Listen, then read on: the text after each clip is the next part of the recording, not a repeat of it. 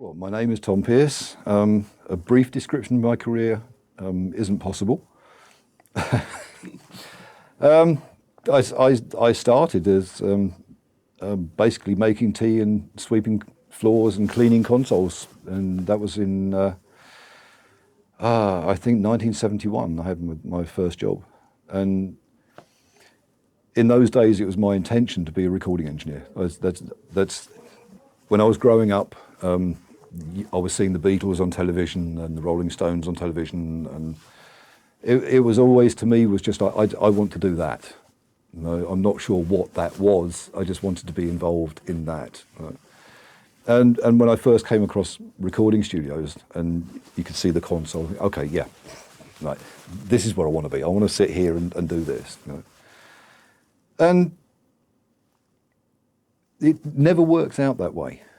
And yes, I did engineer, and I worked with a lot of good artists. I worked with some amazing artists. It wasn't really until, I guess, 1985 that I started working with Elton John, but not as an engineer. I didn't actually have a job title.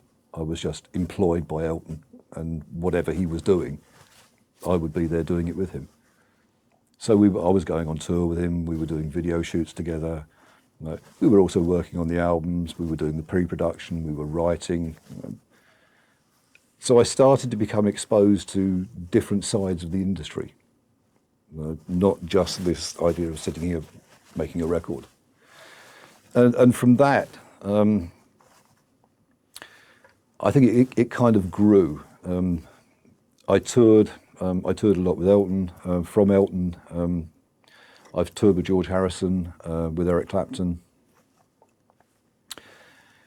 Like I say, I moved to France in the 1990s and sort of semi-retired. I stopped touring for a while because I just got married. We had a beautiful farmhouse here in France, and I spent some time concentrating more on writing music. Working with some of the musicians that I've met with Elton. I've worked with Charlie Morgan, who's Elton's drummer. We did some library music together, made a couple of albums together. From there, I think 1995, we moved to Holland because my wife was Dutch, and she wanted to go home. and Holland, the music scene there is interesting. There's a lot happens. But again, it was never just recording artists. It was getting involved in all kinds of things. Working on musicals. I'd worked with Barry Manilow on Copacabana, doing a lot of MIDI programming and score arranging. And that's really kind of been my career. It sort of jumps about. There wasn't a school. You couldn't go and learn this somewhere. And I said, the first job I had, I walked into a studio in London and just said, look, I don't care what I do. Right? I just want to be here and I want to learn this. Right? And the first important piece of machinery that I was put in charge of was the coffee machine. I was shown this coffee machine and said, this is how it works and this is what you'll be doing, make coffee. Okay. And there were a couple of engineers that I was working for as an assistant. One of them, he was kind of tough, but he was good. And I kept asking him, saying, what does this do? And he said, and one morning he came in and he gave me a brush. And he said, okay, clean that, right? And he said, while you're cleaning it, look at what you're cleaning. And that's really how I learned. Every day coming in, cleaning the console, getting rid of the dust, and then turning around and saying, well, what does this button do then? And he would explain it to me. And that was it. That was the education we got. And then I get to sit beside him during a session, so I'd see what he'd do. And the same with MIDI. When MIDI came out, nobody really knew about it. And so we had keyboard players, and they'd go out and they'd buy a new keyboard, and they'd go, well, okay. And they'd give me the manual and say, well, look, you learn about it, I'll play it, you learn how it works. Okay. I think it's important Even if you're here and you're studying and you're doing a specific course to be a specific thing, you can't see yourself as that. You have to be prepared to kind of step outside of that and to do other things and to take on other challenges.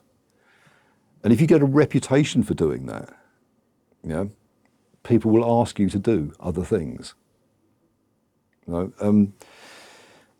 It's a lot of it is about being reliable.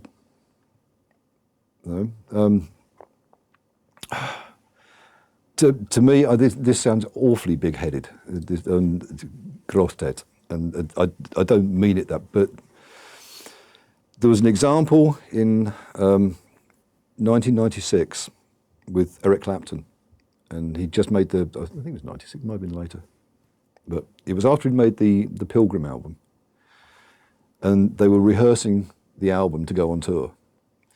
And they were having all kinds of problems with a lot of the drums on that album were actually sampled.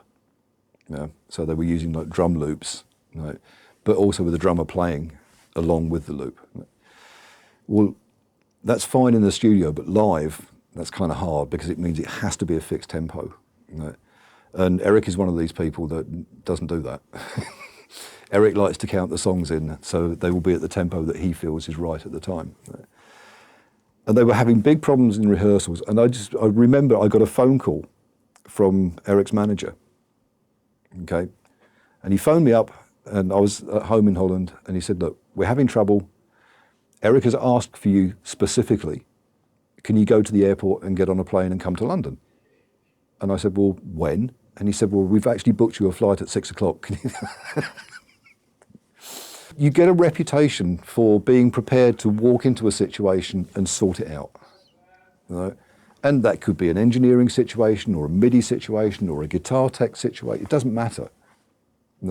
I've been lucky that I've had the experience over all these years and people know I can do it. So I think the last time I actually applied for a job was, I think, about 1978. I've never had to apply for a job since. I don't mean it to sound cool. It's actually an example of how, even now, how students should be thinking. If you can put yourself into that situation where people know that when they call you, the job will get done. My favourite job of all time is the job that I'm doing now. If you ask me this today, my favourite job is standing up in front of the students and talking to them because I love it and I'm having a great time. Next week, I'm booked to go back into the studio and I'm doing some mixing for a game soundtrack, and that will be my favourite job. It's whatever I happen to be doing at the time, and I just love what I do. I got into the game industry kind of by accident, but also, again, it's just that reputation. At the time, I had nothing to do with games. I'd never worked on a game. I'd never worked on a game soundtrack. I didn't know how it worked. But there was a company in Amsterdam who had started making a game, and they'd started using a composer. I'm not going to say who it was. And the result wasn't very good. And so they looked, he was a game industry composer, not a well-known one. So they started looking outside of the game industry to see if there was anybody around who could maybe compose, but who also maybe understood some technology. Because part of the point of composition is it's not just making the music. You have to code it. And that means engine coding. And somebody somewhere had said, oh, check out Tom Pearce. I mean, he's never done anything in games, but he can code. Right? I've done some HTML coding and stuff like that. So it's, yeah, he can do that, and he understands MIDI. And so they called me up and they said, look, this is what we want to do. And I said, well, okay, writing the music isn't a problem. I said, but coding? No. And I said, is there anywhere I can look this up, or can I get a copy of the game engine and just see how it works? And they said, no, because it's all covered by licenses. Okay, so if we can let you have a license, right, but you have to agree to do the project. So I was like, okay. And I did, and I sat down for about 3 weeks with working with Microsoft's Exact, the audio engine for Xbox, and just sat down and figured out how it worked. Okay, right.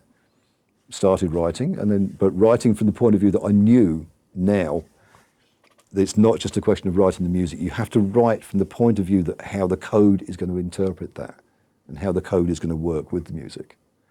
And we did it, and it was successful.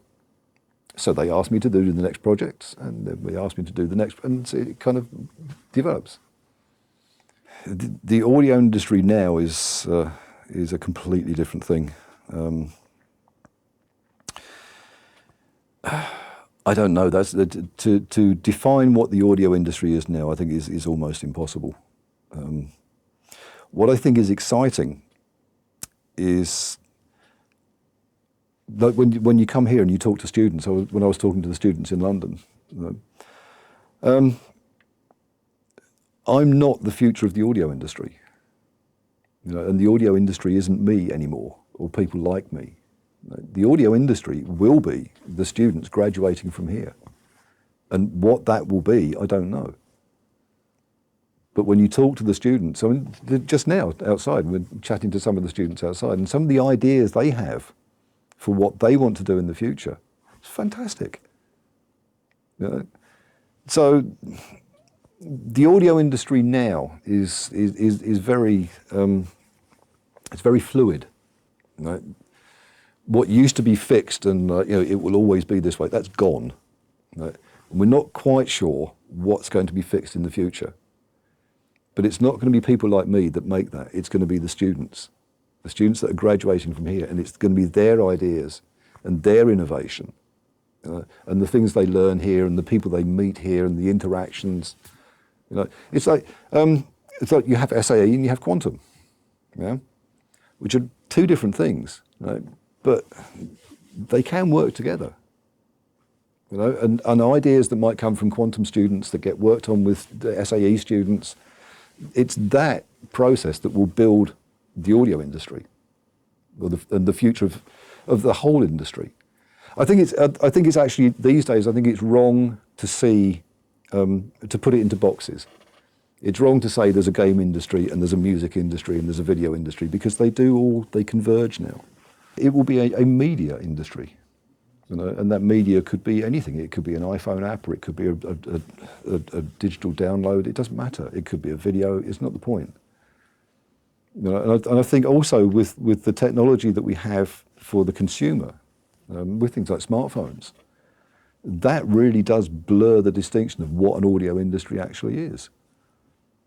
When you walk into a studio looking for a job, or when you walk into a game company looking for a job, just believe that you can do it. Because if you complete a course here and you've got your diploma, right, that's the paper proof that says you can do it. That doesn't always mean that you're the right guy for the job. The right guy for the job is the guy that can walk into a studio, right, and go, I can do that. I'm the right man for this. And the only person that can do that is yourself. You have to believe in yourself.